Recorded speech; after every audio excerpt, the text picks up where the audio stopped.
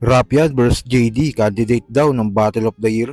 First impression ni Easy Meal nang malaman niyang kinukuha siya ni Eminem, at Saki lalong nag-init sa call out ni Saint Ice. So tara.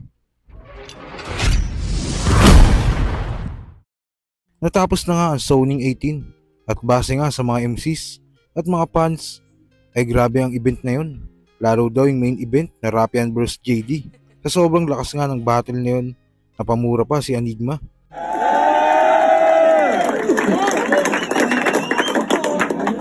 Putang inang solid na laban na yun. Hindi ko panalo tayo lahat doon.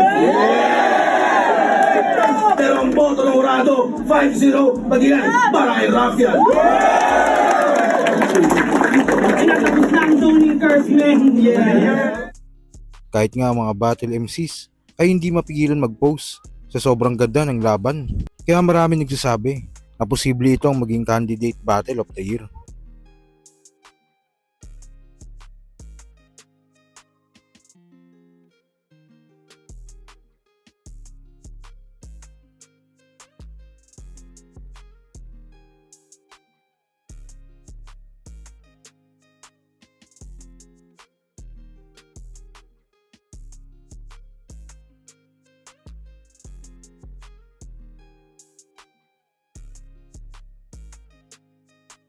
Sa kabilang balita naman, isa nga si Easy Meal sa swerteng rap artist ngayon dahil kasama na nga siya sa sirkulo ng binansagan rap god na si Eminem at kahit si Dr. Dre.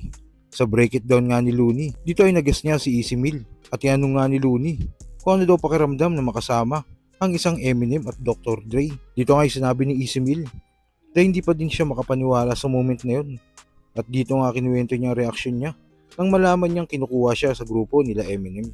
Ano pakiramdam nang nasign ka ni Eminem tsaka ni Dr. Dre, pare? Hindi pa rin ako makapaniwala, kuya. Hindi, yan yung parang siguro tanong na kahit kailan di ko pa rin masasagot na maayos kasi bakit ako? Parang ganyan yung... Surreal para sa'yo.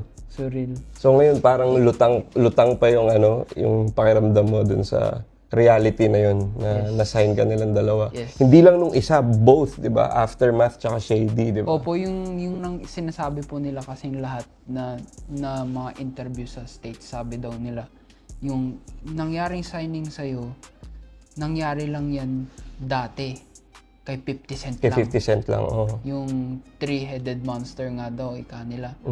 Yung Aftermath, Interscope, Shady. Tapos, Yeah. dahil nga yung sa sitwasyon na yun, parang nung una, hindi ako makapaniwala nung narinig ko yung news galing kay Mrs. na yun nga yung mangyayari. Gusto daw nilang isali dun sa kampo. Ang sabi ko,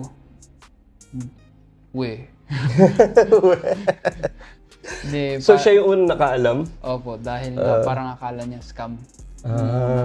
Dahil Oo, parang- syempre. Kahit ako, hindi ko maniniwala agad kung ako yung makarinig ng ano na yun. Oh. Tapos yun nga kuya, nung parang na-confirm na namin, wala na, nagtatatakbo na ako sa loob ng bahay na parang kalang Grabe, baliw. no? Parang nag-face around na ako. Grabe. At sa huling balita, matapos nga makalusot si Saint Ice kay Jonas at Saki kay Sendlook, sila na maghaharap sa quarterfinals ng Isa Buhay. Matapos ngang ihayag ni Enigma ang pagkapanalo ni Saint Ice kay Jonas. Dito nga ay kinall out niya si Saki at tila lalong ginanaan si Saki sa nalalapit nilang paghaharap. Yan. So anong sabihin? Gusto ko lang sabihin sa lahat ng mga nag-hate, condolence. Baka Hershey's akin bars after ng milk.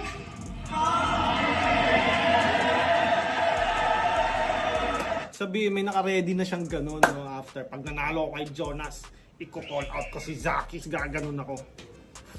Galing, maganda yun. Solid, pampagana lang din, pampagana sa labanan, diba? Na-excite tuloy ako, putang ina. Wala pa kasing date eh. Pero anyways, magandang laban to. Di ko alam kung kailan kami maglalaban, pero baka July. Kasi June, ano yun eh, gubat pa. So, alam ko, dalawang Isa Buhay battles doon din gaganapin. Tapos baka July na yun sa amin ni Saint Ice. Kaya abangan nyo, magandang laban yun. Ako, na-excite ako. Congrats Saint Ice. Tsaka sa